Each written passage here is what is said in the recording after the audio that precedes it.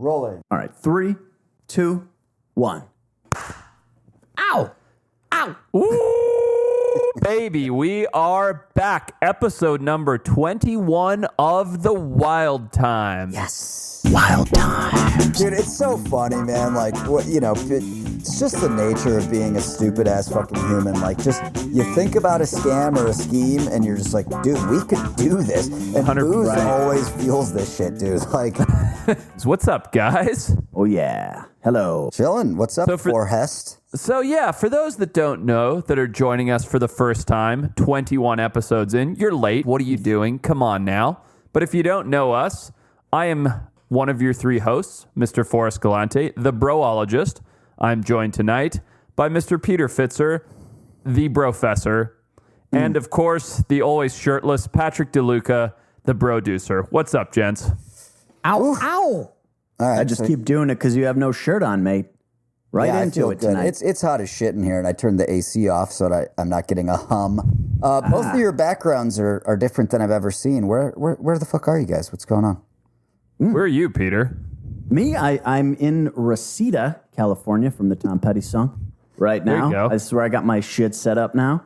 There you go. And that's why it's different for me. What about you, Forrest? I am in Bozeman, Montana, baby. What's going on there? What's up with Bose? Yeah, I haven't taken a true vacation in probably 5 or 6 years that hasn't been work-related in some way or another. And after a little COVID stint of being locked at home, I jumped in my truck, fly fished my way through Utah, and made it to Montana this afternoon. What parts of where'd you stop in Utah, man? I was just there. It's way prettier than I thought it was. Well, we went through Utah and then into Idaho, and honestly, I didn't fish a whole lot in Utah, but came, up from Vegas into, what was the name of that first town? Crap, I literally don't even remember. Kind of up in the mountains, though? Oh, yeah, beautiful valleys, rock formations, absolutely stunning.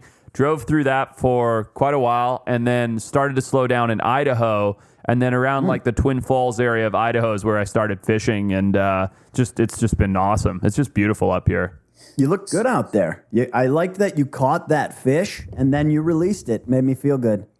Thanks, Peter. Thank you. I caught and released many, and I caught and ate 2, and it was a treat. Nice. So are you actually like a competent fly fisherman? Oh, I love fly fishing. That was like my first love of fishing.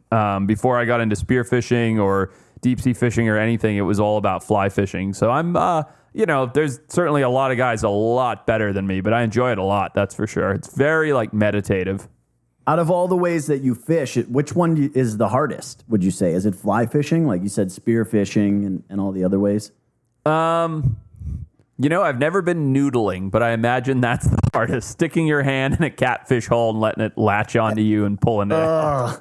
Yeah, I heard that fly fishing's really relaxing. Like a buddy of mine I was just talking to, and he was going, and he's not an outdoorsman whatsoever, and he said he recently got into it, and it's like really like helping him with like anxiety and shit. Like he loves it. Interesting. Yeah, I mean, for me, it's like, yesterday I'm in Idaho. I pull up, I have this app called Onyx, and if anybody's into the outdoors and you're looking for cool spots, you got to get this app. And I pull up this app called Onyx, and I'm like, where are there some like cool creeks and off-road trails from here? Find just a random one somewhere like 30 miles outside of Twin Falls, Idaho, jump on a dirt track, drive for an hour, pull over, off this dirt road, literally wade out in my board shorts, and there's trout, like popping on the surface, and you just cast and you walk down the river, and it's beautiful, and the sun's setting, it's 75 degrees out. It's just, you lose track of time. You're like, I'll fish for an hour, and then 6 hours go by, and you're like, wow, that was a perfect day. Nice. Well, look, I think the Brosners want us to get into this fantastic story that came across all of our desks independently this week from our various sources. I like this, Forrest, because you are a sharkman through and through. Indeed, you are a sharky mermaid, if you will. And I will. I will. I saw that a man punched a great white shark in the face repeatedly, getting it to let go of his wife's leg. It was a couple surfing in Australia. Mm-hmm. A 10-foot white shark pulled his wife off her board and underwater. let's stop there before we get to the punches. What's going on there? Why is the shark pulling someone off their board? So first of all, there's a couple things that happen when a great white shark makes an attack. If you ever look up at a person sitting on a surfboard from underwater, what it looks like is a seal, and their little flippers are dangling off the sides of the surfboard. And what happened here is a shark came up, took a little nibble ski to do an investigative bite because it thought something was wrong, grabbed onto a fleshy appendage, a leg in this case, and pulled the woman down and thought, this is actually something I can eat. This sounds good. So he thought it was a tasty treat. It wasn't like, I'm going to go human hunting today. That's what I'm feeling, a bit peckish. I'm in the mood for some man. Indeed. Okay, so it grabs her by the leg, pulls her off. Yep. Obviously, this guy really likes his wife because he swims over to it, starts blasting it in the face. Is that the right thing to do? It's funny because it kind of is. And I'm sure it's just instinct that makes someone do that, but it really kind of is the right thing to do. And the reason being, look, if you're witnessing a shark attack and you're like this guy and you're going to do anything to stop it from taking place, there's three places, I guess, that you want to try and affect the shark. One is its eyes, the second is its gills, and the third, as this guy did, is its nose. And the reason its nose is a pressure point at which the animal would let go is the nose is filled with gel-filled sacs called the ampullae of Lorenzini, and those sacs are stimulated anytime that any kind of thing touches those gel-filled sacs. So if you punch it in the nose, it's super overwhelming. And so I think, to the average person, you'd be like, oh, I punched a shark in the face. I kicked its ass. This isn't like Rocky Balboa getting hit in the face. You know what I mean? It's not like, oh, fuck this and like let it go. It's like, wow, it is having a sensory overload and it cannot physically continue doing what it's doing because of that sensory overload. And so it has to let go of the person that it's attacking. Nice. So it just scurries away then. And does it get stunned or does it just run away? Well, here's the thing. I think definitely doesn't scurry away. It doesn't scurry. There's no scurry. Sharks can scurry. I think in this situation, if that shark were truly trying to like eat the woman, if it were going nuts, as far as like a feeding, it wouldn't have come up, had a nibble, and pulled her down. Right? It would have breached. It would have come up and hammered her at speed. And it didn't. So this was more like an investigative bite. So when the guy came over and punched it, that animal was already on the cautionary track of being like, what is this thing that looks weird that I'm going to go and taste? And I was like, oh, okay, this is something I can eat. I'm going to pull down. And then it's getting punched in the face. So it's probably like, you know what? This is no good. This doesn't taste like seal. It doesn't taste like sea turtle. Something's wrong here. Now I'm getting punched in the face, sensory overload. I'm out of here. I'm out. Dude, what a stud, man. Like that guy, he's gonna get a lot of BJs. Speaking of BJs, guys, I've been getting a lot more fanfare on Instagram. I don't know what happened. Numbers are up and a lot more people are following, but PJ Holohan. That's close to BJ. It's different, but sure. He said, I was told if I message you guys would answer, so I come in need of sage advice. You ready for this? I know you love giving sage advice, Forrest. I think he wants advice from me, but sure. Go ahead. Please continue. This girl I've been hooking up with really loves Malayan tapirs. Tapirs, but please continue. Do any of you guys have any fun tapir facts or stories that will make this girl want to have sex with me more? Thank you. Wow. How many different ways are you going to pronounce that animal's name wrong? Tapir, a topper, tapir. Give this guy some tapir facts for us. He needs to get laid and a BJ too. It's weird because I was like really excited to drop a bunch of facts until it was about getting this guy laid. And then I was like, do I contribute or do I pull back at this point? Nah, you got to get this guy laid, man. It sounds like he's never been laid ever. What's his name? Let's remind everybody of his name. PJ Holohan. I was just kidding. I'm sure you've been laid many, many times, PJ. Okay, let's see. What cool facts do I have? Well, the Malayan tapir, as a baby, looks a bit like a pig zebra. Imagine a pig with stripes of a zebra, as you Yanks say, or a zebra, as I say. Very stripy and very beautiful. And as it becomes an adult, it gets the coloration of a panda bear. So a lot of people see images of juvenile Malayan tapirs and go, what kind of animal is that? Or an adult and go, what kind of animal is that? And it's the very same animal that just changes coloration as they grow. So there's a fun fact for you. There we go. Garrett, that's going to work. That's going to work. Definitely. Didn't mean to interrupt the news with fanfare, but there's so much I feel like I need to start sprinkling it in. No, this is good. I mean, we are here to get you laid. If you're a bristner, is that what we're calling them? That's why we started the podcast. Oh, a brault, as in bro cult, came across my desk the other day. The brault. Came across your brand new desk. That's nice. Yeah. I like that you've already got a staff up and running at the new spot. Yeah. So speaking of new spots, when are we getting the studio going? Are we just going to all move into Peter's girlfriend's place, or what are we thinking? I'm sure she'd be down, yeah. She'd be down. Oh, yeah. Fuck you. Speaking of getting laid, Forrest, pipe down. Put your pants back on, mate.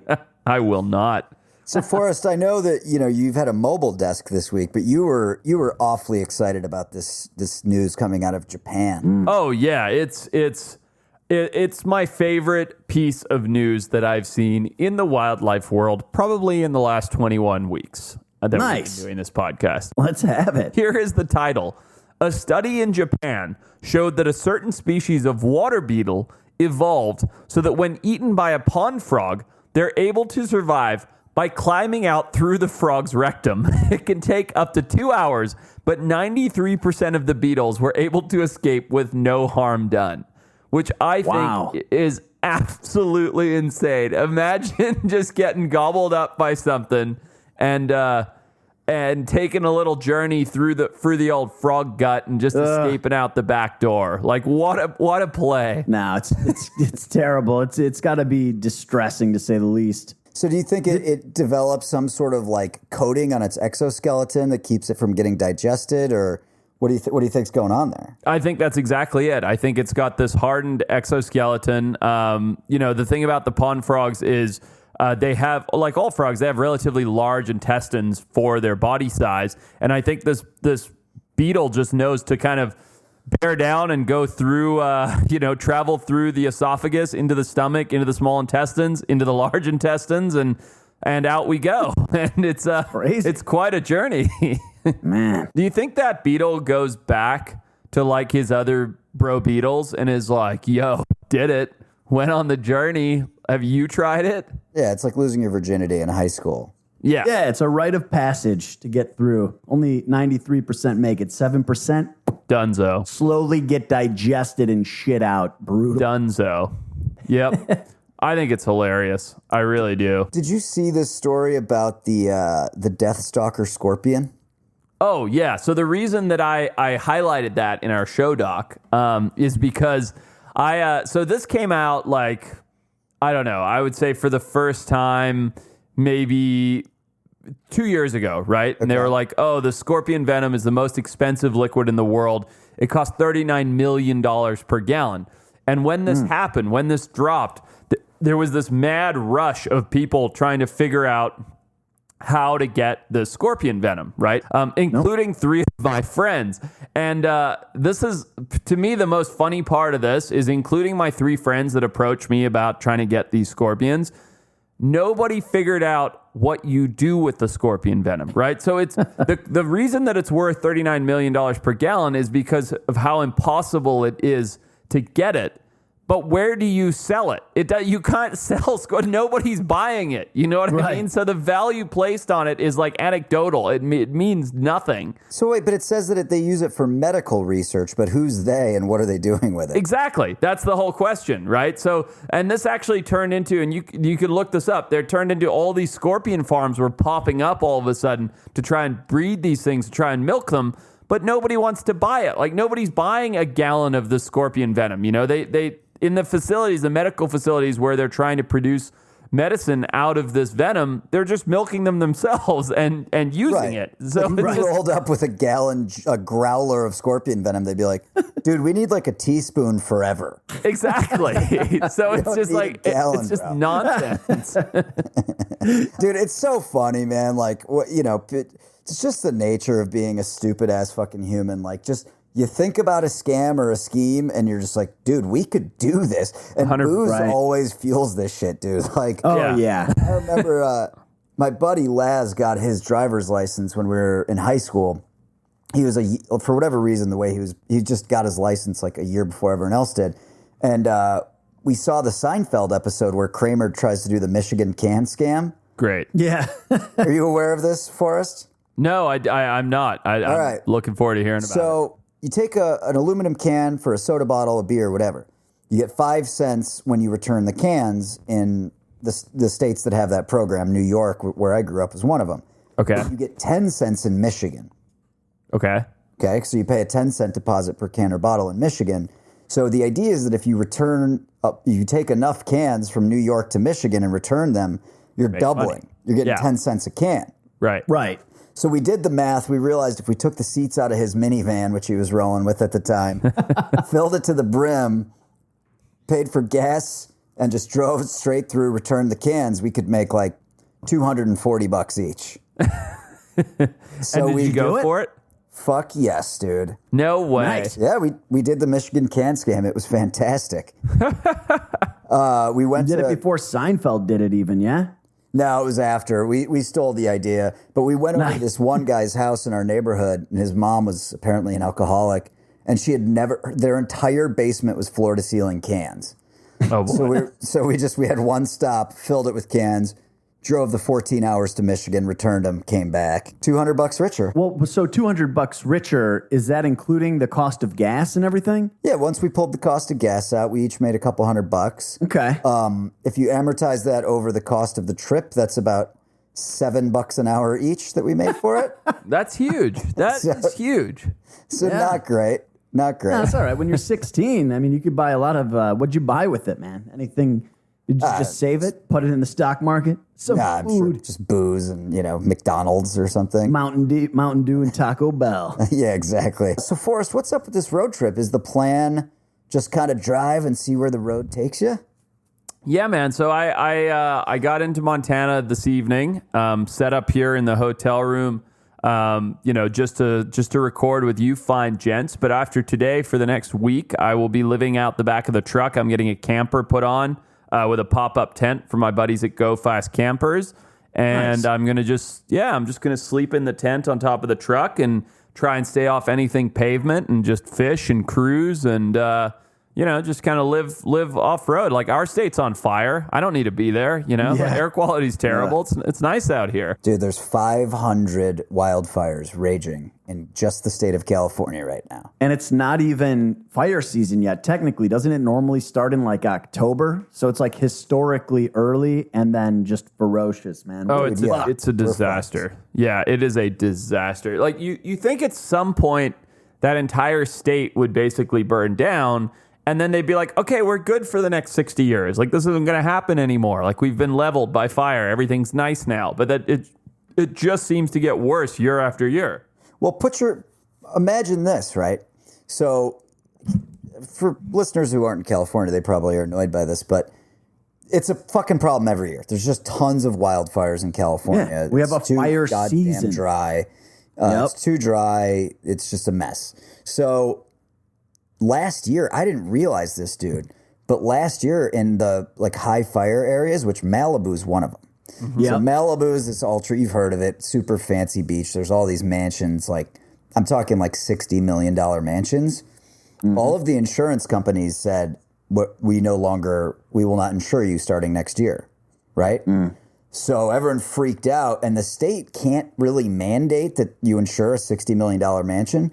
So you've got all these multi-million dollar mansions that basically what the compromise was that the insurance companies had to insure up to $1.5 million of the house for fire. Right. So you've got $60 million mansions that are only, if it burns to the ground, they're going to get $1.5 million. So you can't even buy why would you fucking live there at this point? Well, Malibu was one of the spots that got hit the hardest. What was that, last year or the year before? Where they had to years ago, evacuate? yeah. Yeah, it was ridiculous. They had to evacuate everybody, and it took them a year to recover. And the fire last year, oh no, I guess it's 3 years ago now, the Thomas fire which is the one that I got stuck in, nearly hit my house, and we had the mudslides and got trapped for 10 days with no power, blah, blah, blah. During that fire, that was the largest fire that the state of California had ever seen. This year, 6 fires are bigger than it this year alone. Holy shit, dude. So that goes to show you the scale of the fires this year and how bad they are, right? Like when the Thomas Fire broke out a couple years ago, it was like, wow, this is the largest fire we've ever seen. To date, 6 fires right now raging as we record this podcast are larger than the Thomas Fire, the largest the state had ever seen 2 years ago. And these fires, so some of them start naturally, but literally there are arsonists. There's an arsonist that started one of the huge ones this year. I'm like, what would compel somebody to fucking do something like that, man? Well, the thing with that guy too, and not to get political or anything, it's just this is the truth. He's a crazy person that they know was an arsonist because he'd started fires before. He'd been in the penal system, but he just kind of floated through. And he started this fire that's like just fucking catastrophic, dude. Burning hundreds of thousands, if not millions of acres. Now he's going to jail for life. Probably doesn't care. This is his fucking defining moment. He's probably stoked, man. I didn't know that this was like a person that we knew of that had been arrested. Is there reason behind this? Do we know anything about this? Probably mad at his neighbors. No, he's just a crazy person who had started some fires before and had been arrested, and then they just kind of drove him down the block and dropped him off somewhere else. I don't know how they know that he started one of the big ones that's pretty close to LA. Here's one of the things about these fires that I think a lot of people don't understand that I think is worth bringing up. Speaking from a biologist standpoint. So fire in California is a good thing, and it is a necessity, right? We live in a sagebrush desert for the most part that should burn periodically. It should burn every 10, 20, 30 years to put nutrients back into the ground to help the ecosystem continue to be fertile, right? Mm-hmm. But what we have done is we being human beings, we've taken over California, right? And in doing that, what we've done is said, no fires, right? We want our beautiful $60 million mansions in Malibu, so no fires, no fires. So what we do is we knock back the fires and we go, no fires this year, no fires next year. And we make all this fire prevention take place so that all the undergrowth stacks up over 30, 40, 50 years. And then when a fire does break out, and we're seeing this right now, we saw it with the Thomas Fire and it's worse now. When a fire does happen, there's so much back buildup of undergrowth that the fire rages at such a hot temperature that it doesn't do any good and it's uncontrollable. You can't any longer put it out. And additionally to that, it's raging at such a hot temperature that it's scorching the earth and killing everything instead of refertilizing it, including, as we're seeing in Northern California currently, killing like 200, 300-year-old redwood trees that have natural built-in fire resistance because they should be burning every 10 or 20 years with a small fire that should sweep through there and then put itself out. So we are actually the problem. The fires are not the problem. The fires are natural. They should be happening, but they should be happening frequently and at a lower temperature to be good for the ecosystem. And what we have done is make them happen infrequently at a much higher burn rate that causes way more destruction, which is terrible. And to add another element to this, which I think is really fascinating, if you look at ancient cultures, even in the state of California, they do controlled burns because they knew this was the case. Only we as modern civilization are like, no controlled burns. Like, we're not going to let stuff burn. We're just going to let it all stockpile so that when something burns, it's a fucking disaster. And then, look at what we're facing currently. So it's quite something. Well, one possible solution has to do with the wild time stuff. Goats. Yep. Goats are pretty good. Yeah. And grazers in general, right? If we had more deer, more wild goats, which we should have in the state of California, by the way, not the kind that we're all thinking of, but, wild sheep and goats, we would have less brush buildup and better fire management. So I have a friend who lives in Palos Verdes, which is a suburb south of LA. And it's a lot of like mountainy sort of terrain. And you get a lot of, this dude has a slope on his property that gets just a ton of this sagebrush fall, whatever. And he pays like 2 or 3 times a year, pays a service. They come in, they bring 10 or 15 or 20 goats, and the goats just eat the shit. And then the guy packs up his goats and leaves. Yep. And that's how he keeps his hillside clear. New business idea. Let's Fuck get the into podcast. Let's start getting Dude, I mean, not only that, but this fucking baby goat yoga shit that's just taken off. It's huge. Dude, it's baby yoga. What? Are you kidding me? You must have seen this. There's no way you haven't seen this. Of course not. I saw. Okay, so like 2 years ago, I saw a friend of mine. She posted on Instagram that she had gone to this yoga class where, while you're doing yoga, baby goats just climb around on you, and they're the cutest thing in the world, and they just climb around on you. And now it's like, I was like, oh God, that's such an LA, like, God, oh my so God, douchey. yeah. It is everywhere, dude. Like, you could be in like Oswego, New York, where I'm from. They probably have baby goat yoga. Baby goat yoga, I'd be into. I think I'd do it. They're just hoofing around on you. What do they do, dude? And then once they're fully grown, you have them eat people's sagebrush. I'm gonna buy a few goats tonight. Maybe that's the business plan. Maybe I think these two companies are not getting together, and then when they've served their purpose as fire cleanup, they end up in a nice Mexican restaurant as stew. Oh, you son of a bitch. Releases the fish, kills the goats when they're old. What about goat milk, huh? Goat milk. That's true. There you go. There you go. Goat milk is good. When Forrest and I have traveled in Africa, that they eat a fair bit of goat there. I know they eat goat in South America and some other places, but it's a pretty abundant meat. You always go for the goat, Forrest. You're a big fan of goat. I love it. Yeah, no, the good memory. No, I absolutely love the flavor of goat meat. And I actually saw a statistic a few months ago that said goat is actually the most consumed meat in the world, which I found really interesting. Really? No shit. It has been for many years, yeah. Yeah. It's delicious. It's got this like kind of gamey taste. It's got a good good consistency. I always, as you've noticed, Patrick, if we are traveling and goat is on the menu, I will always go for it. 100%. I always go for the zebu, my friend. Wait, so Pat, have you ever had goat? You into that as a meal? I did the goat once or twice when we were in Africa. We actually have always eaten pretty well when we're there. Yeah. Yeah. And then I just discovered that the zebu is just so much better. I just like it so much more. What's a zebu? So a zebu is it's a Malagasy humped cattle. So imagine kind of like a camel crossed with a cow. And these are these incredible fatty cows that walk around Madagascar causing all kinds of damage, and they really are good. And as Patrick and I have found out a couple different times, you can get zebu meat like on a skewer on the side of the road. You can get steaks. It's really good beef that you get in Madagascar. They're super crazy looking too. Like the hump doesn't, like a camel's hump makes sense. It's roundish. The zebu hump almost looks like an elephant seal's face. Can you get this like in the U.S. or would that be classified as something super exotic? You'd have to like look hard. I've never seen it. I've never seen it either. Like, I've been to a couple of those.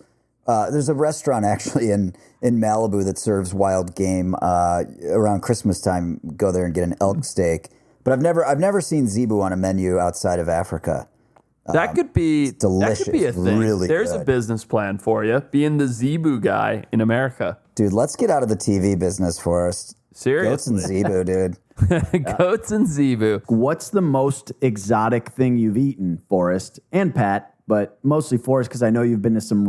I just know you've eaten some crazy ass shit. Oh man, I don't even know. I mean, I've eaten a lot of like piranha, a lot of frogs. Frogs really taste like chicken, like they say? They do, yeah, they do. It's just kind of a stringy white meat. But I think the grossest one, or at least the hardest one for me to get through, is eating rat. You ate a rat? It's yucky. I've eaten rat a few times. So in Africa, we have this rat called Mbeva, which is like, it's really more like a mole than a rat. So just, imagine a rat that's more disgusting. And I went to this tribal council thing once where I was trying to get some information, and they brought out this whole roasted, like hair still on it, brown rat. And if I had turned it down, it would have been, very insulting. So I I took my little piece and with my sadzo, which is like ground cornmeal, and put it in my mouth and, smiled and grinned like it was so good. And honestly, I don't even remember what it tasted like because I was so in my own head about eating it that I was like, oh God, oh God, oh God. Yeah, totally. That's Just swallowed it down. I wasn't even trying to be funny. You described the whole rat coming out, and I believe the noise that came out of me was phew. Yeah. Like I felt like a little tickle in my throat, like I was going to puke for a second. Yeah, it's so gross. It's not. No one should eat rats. I'm sorry. That's nasty. That's some utter gross trash. We ate some seal in Greenland. I was on a big production there. There's 40 people camping, and we use all local food, which they harvest sustainably, and seal is very abundant there, and.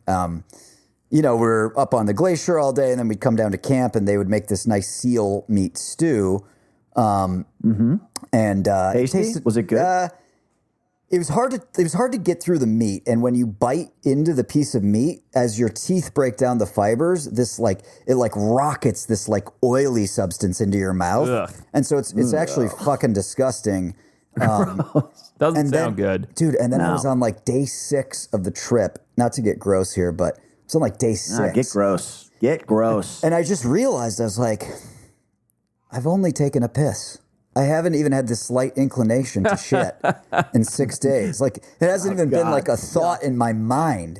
And so I went to the crew medic and I said, hey, man, I was pretty embarrassed. I was like, hey, I haven't even thought about shitting in 6 days. This is, I think, day 7. And he was this super fucking badass South African dude. And I don't know. I can't do the accent, but he's like, yeah, me neither, mate. He's like, nobody has. A lot of people have been saying they can't shit. And I think we realized that we just weren't prepared to handle the seal meat. Yeah, bro, listen. I don't think that anybody out here is taking shits at the moment. I reckon that what's going on is the seal is stuffing us up, and one of these days we're just going to have a massive blowout, my chana. Dude, I'll tell you what. I want to try and get this guy on the podcast because the listeners would be fascinated, man. This guy was he was a special forces guy for. He ended up moving from South Africa to England. Was somehow in their special forces, and then he started this private security company. And he has some fucking stories, man. Oh yeah, dude. Sure. I mean, the type of shit pirates take over an oil rig. They call this guy's company. He's retired now. Yeah. And literally climbing out of a submarine onto an oil rig to get rid of pirates, shit like that. If we could get him on, dude, he could just go for a while. Great story. Hell yeah. That'd be awesome. Get on it, producer. So there's some other stuff that I have seen in the news this week that I thought might be worth bringing up. There's some fun stuff. One of my favorite things, something that I've talked to Congress about is, resolving problems with habitat loss for animals. I saw that recently a judge in Brazil ruled that right outside of Rio de Janeiro, they would put in a land bridge to be built, fully planted with trees over the highways so that the golden lion tamarins, these gorgeous little monkeys, can swing safely between the trees without any problems. Nice, dude. Why are they doing that? Okay, so these golden lion tamarins are the incredible little primates. There's only about 3,000 of them left, and they have pretty expansive ranges, right? But when you have a pretty big range of only 3,000 of these animals left, they're spread out. And all of a sudden, in Rio de Janeiro, a massive city, there's freeways separating their habitat. So these animals now they either cannot cross the freeway or they have to go down and run across the road, and they're obviously going to get hit. So when there's only 3,000 of them left, you can't really afford for a single one of them to get hit. So putting in land bridges, literally just imagine a bridge with a forest grove over it that goes, 20 feet above the highway. Now these animals, and they're primates, are really intelligent, can safely cross between freeways to mate with others and hopefully contribute to the recovery of the species. That's awesome. I love that kind of stuff. And it's the kind of thing that I think we just need more of in general, right? We've done a good job industrializing all over the world, putting in awesome freeways and buildings and all these things that we need as human beings. Mm-hmm. Now is time to go and revisit that and be like, hey, why don't we put in some land bridges? Why don't we put some trees on the tops of skyscrapers? They do that in Singapore a lot, and it's beautiful. You see it all over Instagram. Incorporating wildlife and growth and organic nature into cities. And I love that stuff. I think it's awesome. I think it's what we need to be doing. So here's something that this has become like kind of a controversial thing too, I think. Okay. Is grass, like having lawns all over the US. It's like a nostalgic thing whenever I see a nice green lawn. But nowadays people are kind of like, well, we should be using that to grow stuff that's beneficial for the environment. Is that like ridiculous? So yes and no, right? First of all, lawns take up a ton of water. Especially out here. Yeah, in some places. And that's no good, right? So if you live in a desert, if you live in Palm Springs and you have a cushy lawn, that is a waste of water, no doubt about it. Yeah. But, if you're living in a suburb in Burbank and you're watering your lawn, do you think that planting a bunch of native weeds in your garden is going to help anything? No, it's not. It's not like you're bringing back the ecosystem in your 30 foot by 30 foot front yard by putting a bunch of native weeds in. Like, that's not going to do anything. The best option, in my opinion, is meet in the middle, right? We have really cool native plants in California that look good. They're decorative. In fact, one of them, the Dudleya, got poached to the point of near extinction. Go and I'm not saying go and do that, obviously, but go and get native plants that look good, that are drought tolerant, that'll do well here in California. So you don't have to run your hose pipe 365 days a year. Plant those in your yard, make it attractive, and we've all seen it, right? We've all seen those pictures or been to Palm Springs and seen the beautiful cactus garden with the cool rock walkway. It looks better when you incorporate the natural organic stuff that should be there in that ecosystem into the environment. It looks way better than when you see a massive green golf course in Las Vegas and you're like, this looks weird. Like, this doesn't look right being here. Dude, so we had a really bad drought in California. That was maybe like 3 years ago. I mean, we have droughts all the time, but one that was really bad. Right. And I was listening to I'm one of those people that still listens to AM radio when I'm in my car, which I get made fun of for. But I was listening to it because like they were saying like limit your showers, like get a shower timer. So I got like the little shower timer. It limits you to like 3 minutes, whatever. They were like, if you only take a piss and your piss is pretty clear, maybe you don't flush every time. I was doing all this shit, right? Mm-hmm. And so I'm listening to the radio and the host was talking and he said there were at least, because they published to shame people. Do you guys remember this? No. Water violators or water abusers. They published the list so you could actually see people's names that were violating the drought because it was just a monetary penalty. They weren't shutting off your water. And there was a Saudi sheikh that owned 10 different houses in Beverly Hills that were each using 25,000 gallons a day or more. Oh, my God. And the radio host was like, he doesn't live here. He doesn't live in any of them. So I was just like, the radio host was like, man, like, me and my wife were like pissing on top of each other's piss. And like this guy's using 250,000 gallons a day. I just feel like a stupid fucking idiot. To get a little deeper in that whole rabbit hole. So we have a big problem with water usage and the way that it's structured in the United States, right? And one of the reasons being, if you like where I am out here in Montana, right? And further south, like in Utah and Idaho and places like that. And if you're a farmer, I'm sorry if I'm going to upset you, but this is the truth about the system, is you get an allotment of water, right? Say your allotment, I'm going to make up these numbers. Say it's 1,000 gallons, right? That's your allotment of water to use to water your crops. Obviously, it's way, way more than that. If you don't use 1,000 gallons in a year, then next year you're going to have an allotment of 900 gallons, right? Gotcha. So what ends up happening is, come like November, December, when the crops are all done, right? We're done harvest, everything's over, snow's coming. And I know this because I worked on a ranch in Elko, Nevada, and I saw them doing this while I was there doing biological stuff. Come like, August, September, whatever, October, November, getting towards the end of the year, things are starting to freeze, the crop harvest is done.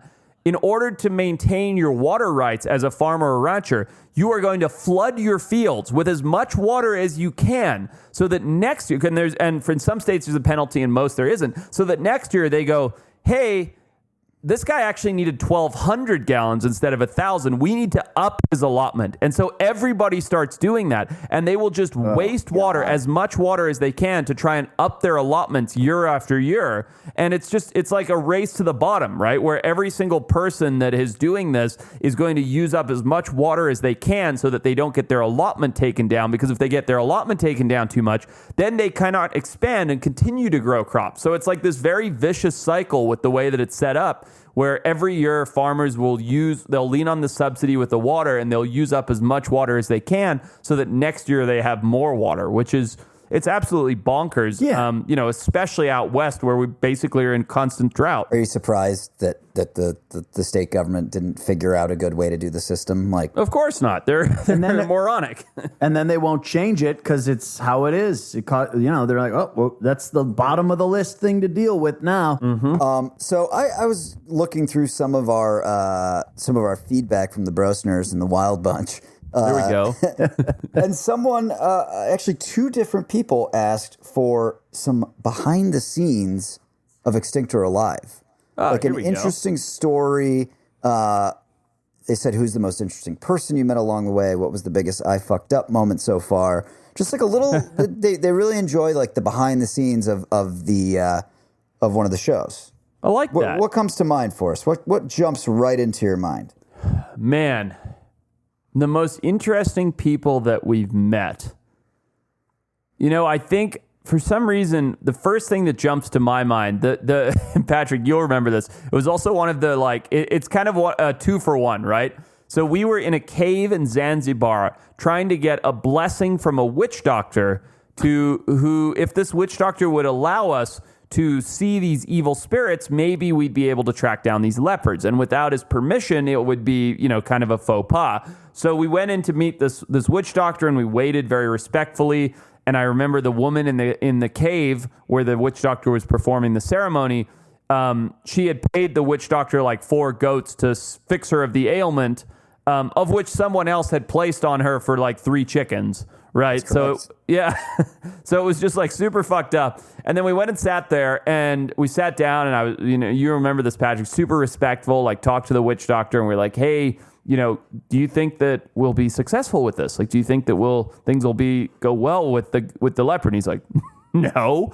And I was like, oh, well, would you be willing to bless us and grant us a safe journey and wish us the best in finding the leopard? And he's like, no. He's like, I don't want you to find the leopard. There aren't any leopards. And he just we just kept hitting dead wall after dead wall. And I was like, is there anything you can do to help us here? And he's like, no, I'm not going to help you. And I just remember when it came out in the show and edit, it was just him being like, okay, good luck, because that was what he said at the end. And I was yeah, all right, thanks, man. Yeah, we didn't get a whole lot. I mean, the ceremony itself was cool for the woman who appeared to just have whooping cough or whatever. Right.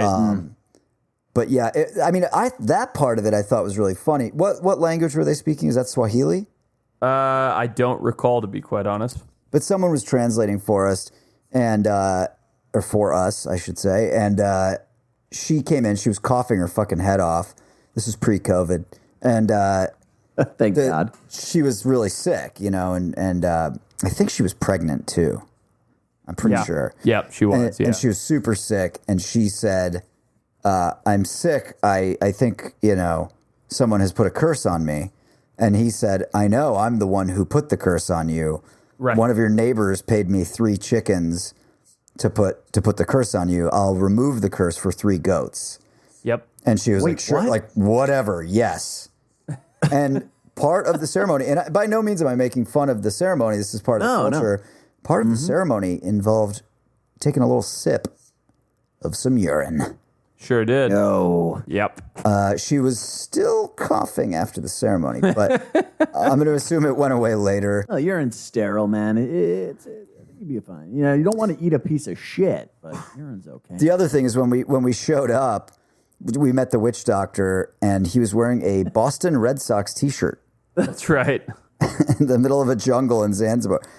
What's up with that? Well, so what happens is they ship a lot of clothing. So you know how, during the American League Championship game, right? As soon as the team wins to go to the World Series, they all put their T-shirts on that say American League Champs.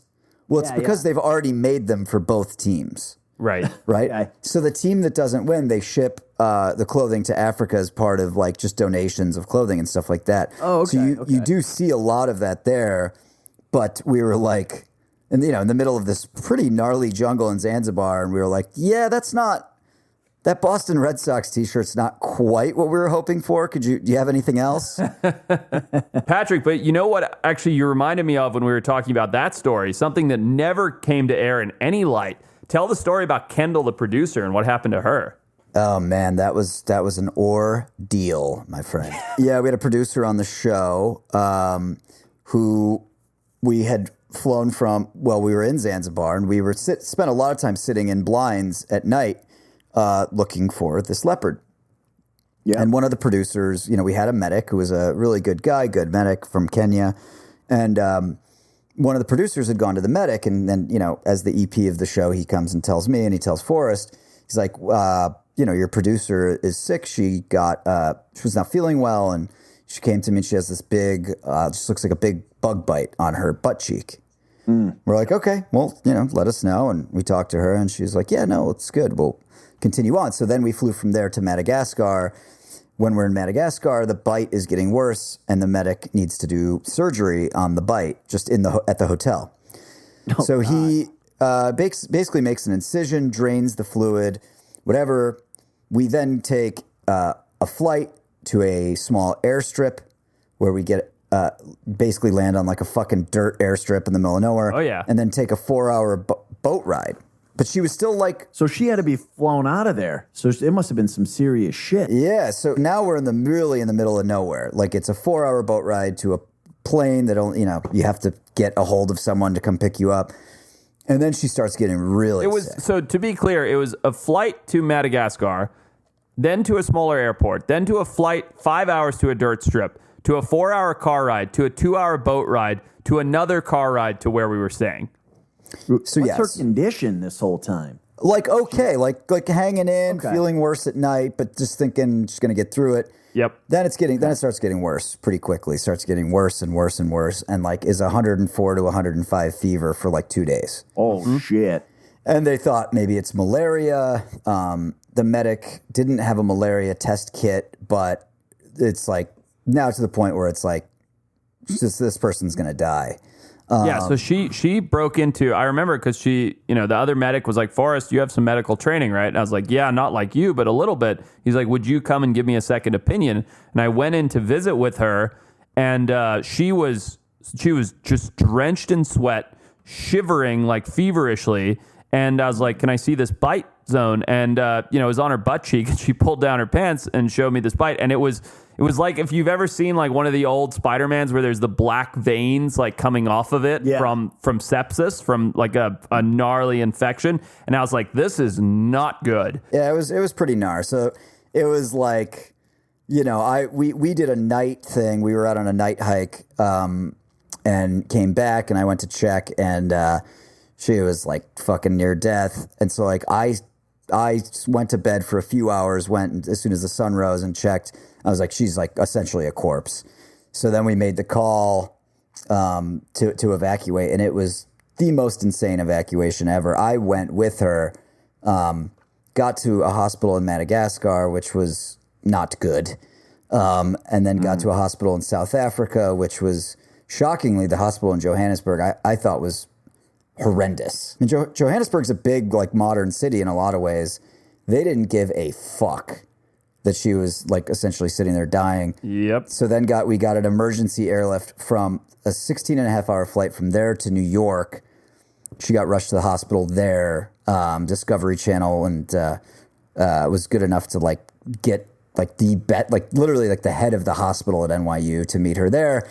And long story short, she had something called African tick bite fever from a tick that had burrowed into her ass when we were sitting in this blind without her knowing. And then that turned into a staph infection on top of it. Yikes. And it was not good, but made a full recovery. It's doing fine now, but it was fucking scary, man. And I'll tell you this, I think the closest I've ever been to dying in my entire life was the medevac plane that we got on this dirt airstrip. We flew through such a bad thunderstorm. I remember you telling me that. And so it's me sitting next to the pilot. She's in a stretcher with a medic that didn't give a shit about what was happening. And we were flying through this thunderstorm in the smallest plane, dude, the size of a car.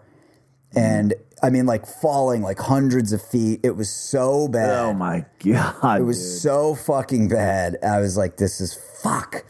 I'm going to die in a plane crash in Madagascar. And then that doesn't make the show. Oh, no. Stuff like that never makes the show, because it's not part of it.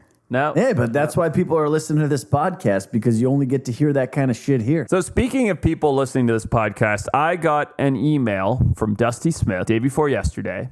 And Dusty writes, my son Chase Smith will be 11 years old on September 16th.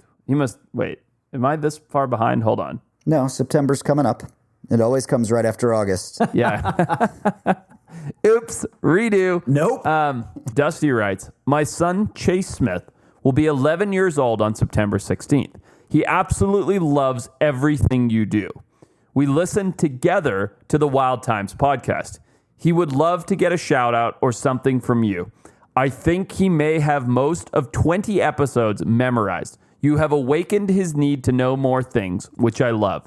You also made him feel great because you at 13 needed training wheels on the bike, and he is still trying to ride a bike with training wheels, but he is working on it. Awesome. Thank you again. Hell yeah. So, from all of us here at the Wild Times, Chase, we just wanted to say happy birthday, buddy. Thank you for listening. Thank you to your dad for writing in. We love hearing that. And dude, you're only 11. You're rocking training wheels. You're fine, Chase. I was 13 riding those suckers. All right, you're good. You're ahead of the game. Yeah, that said, Chase, if you find yourself at 13 still using training wheels, you should stop riding bikes and just be one of those people who can't. Yeah, get a skateboard. You're already cooler than Forrest, Chase. Yeah, exactly. For sure. Well, guys, this has been fun, but I do think it's time. For what? Battle Royale. The Battle Royale. Yeah. What do you got, Pat? This one was submitted by one of the Brosners, and I like it a lot. I think this is a good one. All of you should reach out, submit Battle Royale ideas. A lot of fan engagement. Who sent it, man? Brosner. Yeah. Will copied and pasted it into the thing. All right, so here it is. Look, a lot of people believe in heaven and hell. A lot of people believe that there's nothing after you die. And a lot of people believe in reincarnation in this world. Reincarnation's pretty appealing. I think if it were to happen, Retep would come back as some sort of slug just moving from leafy thing to leafy thing, looking for a bite.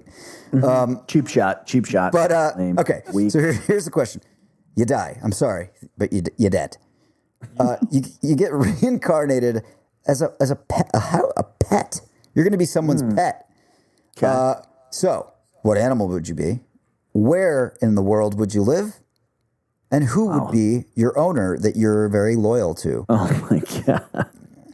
Okay. All right. Take us away, Peter. Yeah, you're first. All right. What?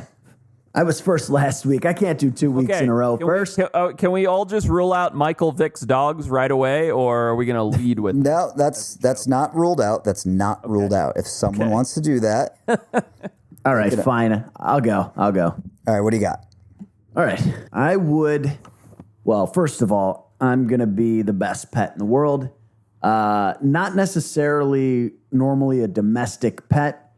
I'm going to be a tiger. That's right. I'm going to be a tiger. Joe's Tiger? Joe Exotics? Hey, don't step on my fucking story. Sorry. Jeez, Forrest. So I'm going to be a tiger, and there was a man named Joe Exotic who had many tigers in a big, what looked like a fun zoo/sanctuary. So I would be a tiger at Joe Exotic Zoo, a white tiger. That's right. And I would be very well trained, and I would get to eat lots of old Walmart meat and pizzas, anything that the crew did not take out of the truck. They were smashing frozen pizza, weren't they, the tigers? Yeah. And I would live in South Florida just because I feel like that's the kind of shit that goes on in South Florida. All right, that's pretty good. I'll jump in here. So, what kind of animal? Where would I live? And who's my owner? So, I got it. I'm going to be a Chihuahua. Now, the reason why is I like the idea of being a dog. They have a fun life. They get to jump and run and chew on things, which I like doing. And people treat their Chihuahuas differently. They carry them to restaurants. They carry them shopping in the purse.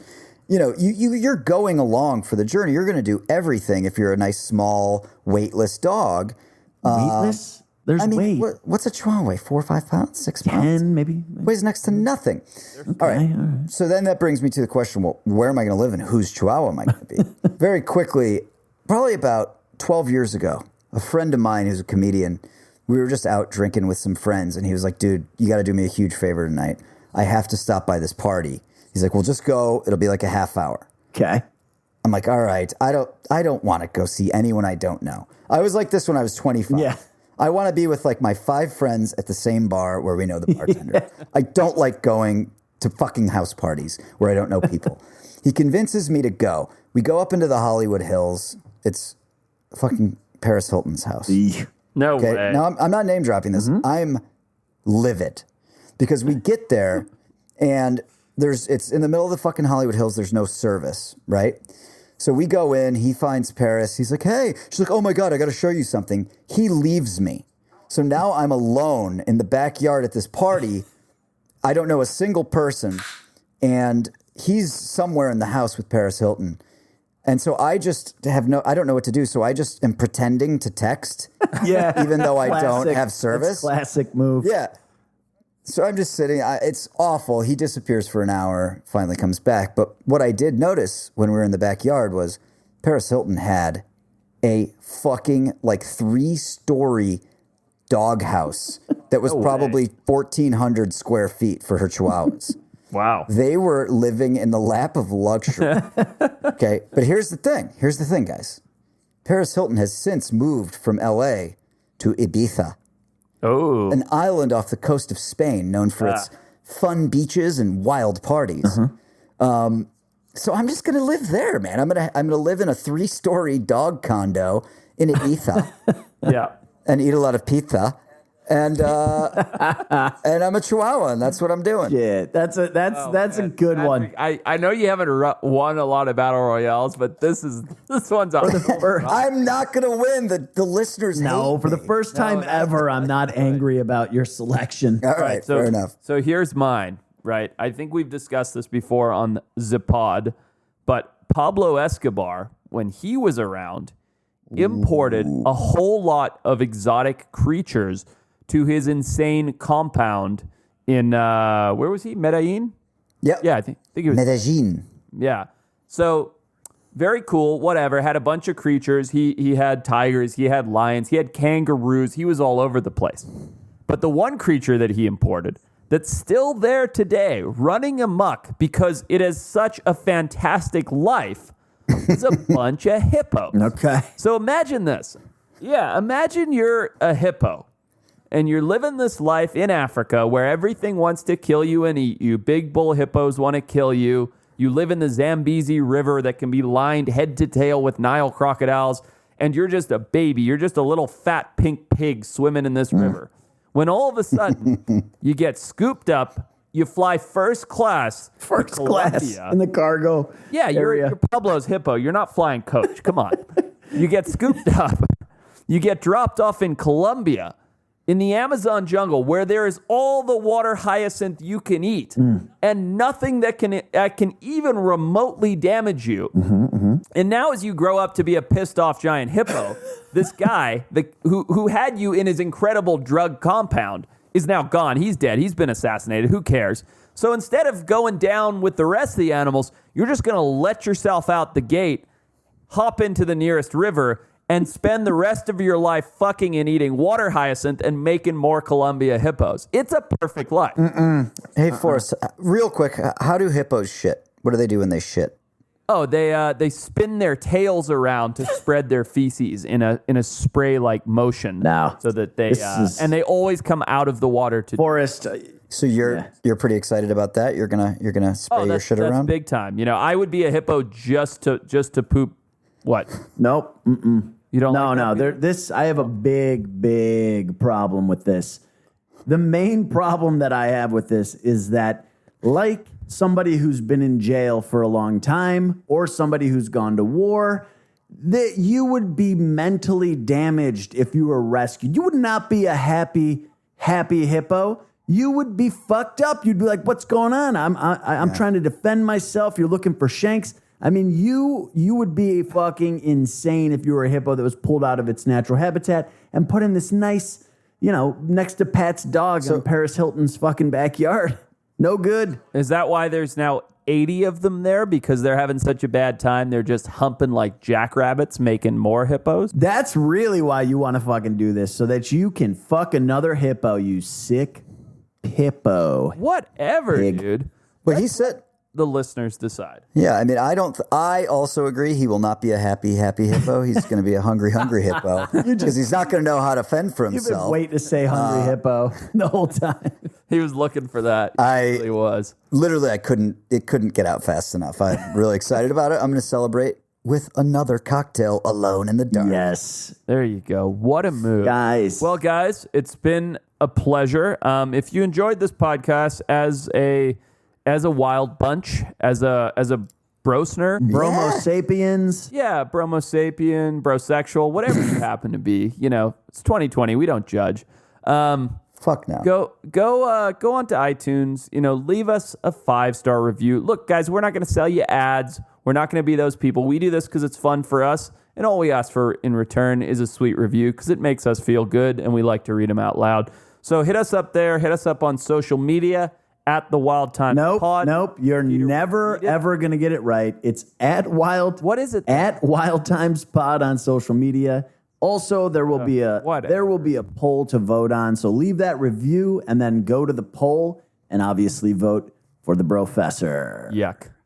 All right. That's enough plugging our shit. Good night. Hey, have fun in Montana for us. Yeah. Try Thanks, not to guys. die out there. Okay. We'll touch base next week. Love you all, except you two. Love the listeners. Love everybody. Later, brah. Good night. See you guys. Bye-bye.